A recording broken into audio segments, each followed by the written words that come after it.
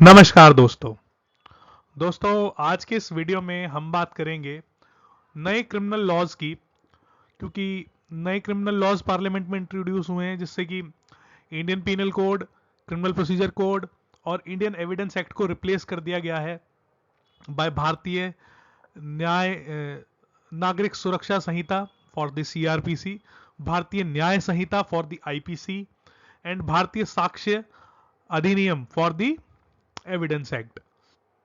Mainly तो इनमें provisions वही हैं, 90% प्रोविजन सेम है, बट 10% चीजें इन्होंने चेंज कर दी है पार्लियामेंट ने इन एक्ट्स में।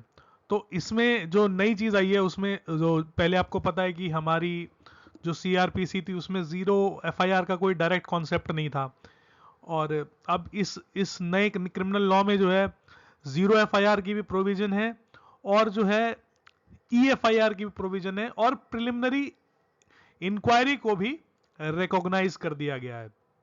तो देखते हैं कि वो क्या प्रोविजंस हैं। लेट अस सी। तो सबसे पहले देखते हैं कि जीरो एफआईआर की क्या प्रोविजन है।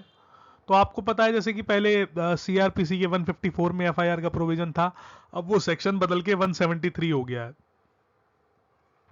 A zero FIR can be lodged at any police station irrespective of whether the incident has where the incident has taken place। यानी कि आप ट्रैवल कर रहे हैं मान लीजिए, और आपके साथ वारदात हो जाती है, और आप जा रहे हैं दिल्ली से बॉम्बे, और दिल्ली से बॉम्बे के बीच में आपके साथ जयपुर में कोई वारदात हो जाती है।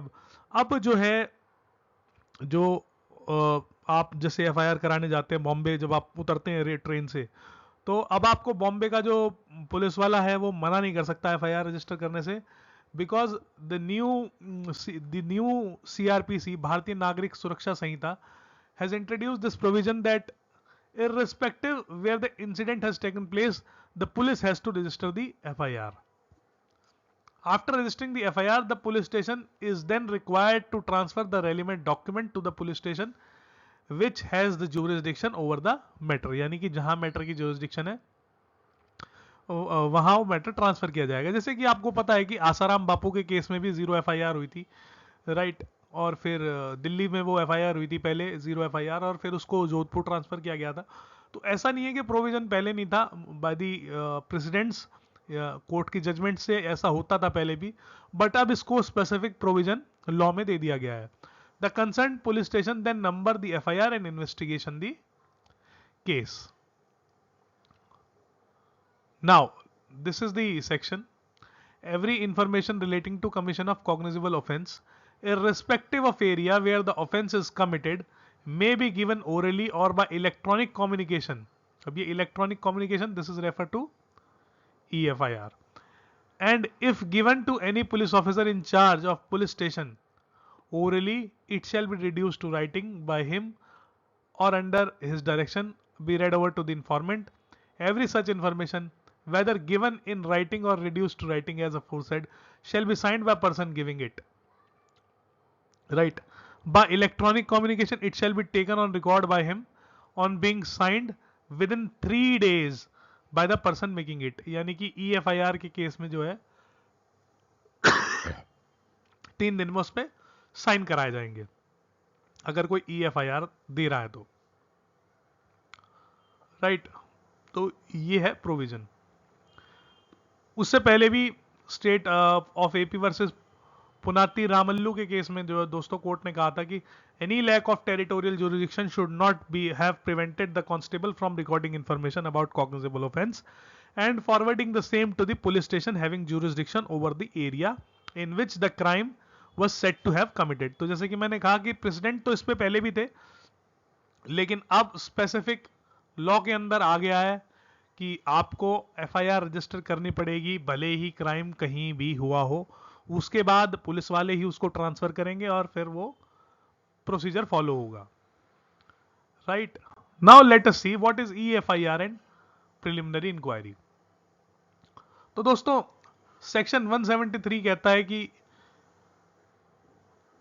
There shall be registration of FIR electronically. The signature of person giving the information is required to be taken within 3 days before EFIR can be taken on record. मतलब कि 3 दिन का टाइम है उसमें साइन करने के लिए। जैसे कोई व्यक्ति डर के कारण या यू नो शर्म के कारण अपना अपराध डिस्क्लोज करता है इलेक्ट्रॉनिक मीडियम से, तो उसको 3 दिन के अंदर उस पर साइन करने का टाइम मिलेगा before it can be taken on record. Now section 173(3) of Bharatiya Nagarik Suraksha Sanhita has given statutory recognition to preliminary inquiry. तो प्रिलिमिनरी इंक्वायरी क्या होता है दोस्तों की लॉ ये कहता है कि जब कोई कॉग्निजेबल ऑफेंस की इंफॉर्मेशन पुलिस को दी जाती है तो पुलिस की ड्यूटी बनती है कि पुलिस उस पर एफआईआर रजिस्टर करे। बट अब क्या होता है कि प्रैक्टिकली बहुत सारी चीजों में जो होता है कि पुलिस के लिए ये संभव नहीं होता कि वो हर केस में एफआईआर रजिस्टर करे, क्योंकि अगर पुलिस ऐसे केस रजिस्टर करेगी ना तो it would it will blast the police station की इतने सारे कितने केसेस रजिस्टर हो जाएंगे जिसका कोई हिसाब नहीं है। तो पुलिस क्या करती है कि प्रिलिमिनरी इंक्वायरी करती है, और प्रिलिमिनरी इंक्वायरी करके जो है फिर उसमें अगर पुलिस को लगता है कि इसमें एफआईआर करने की जरूरत नहीं है तो उसको पुलिस एफआईआर रजिस्टर नहीं करती। तभी 156(3) का जो प्रोविजन था 156(3) का, जिसमें हम कोर्ट में जाते हैं एफआईआर रजिस्टर कराने जब पुलिस एफआईआर रजिस्टर नहीं करती, राइट। तो पहले ये प्रोविजन नहीं था but police was doing it indirectly, मतलब अब लेकिन जो है लॉ ने इसको स्टैट्यूटरी रिकॉग्निशन दे दिया है, has given statutory recognition to preliminary inquiry for cases punishable with 3 years और more but less than 7 years। यानी कि 7 साल तक के जो केस है उनमें पुलिस जो है वो प्रिलिमिनरी इंक्वायरी कर सकती है। The same shall be conducted with prior permission of DSP. जो उस जिले का डीएसपी है उसकी परमिशन से वो कर सकते हैं। The inquiry shall be carried out within a period of 14 days। अब ये 14 days का इसमें मैंडेटरी टाइम पीरियड भी कर दिया। In cases where there exist a prima facie case, however in cases where the prima facie case already exists, the officer is required to proceed with the investigation without prejudice to the provision of section 175 on receipt of information relating to commission of cognizable offence which is made punishable for 3 years or more but less than 7 years. The officer in charge of police station may, with the prior permission from an officer not below the rank of DSP, considering the nature of gravity of offence, proceed to conduct preliminary inquiry to ascertain whether there exists a prima facie case for proceeding the matter within the period of 14 days, right? दूसरी चीज है proceed with investigation when there exist a prima facie case. अगर उसको लगता है कि भाई prima facie cognizable offence है तो फिर वो सीधा इन्वेस्टिगेशन करेगा, और प्राइमा फेसी केस एग्जिस्ट करता है नहीं करता इसके लिए वो उसको 14 दिन का टाइम दिया गया है।